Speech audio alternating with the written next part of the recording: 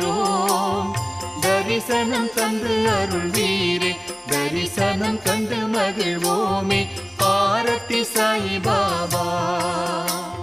கால்களின் தூசியை வழிகாட்டி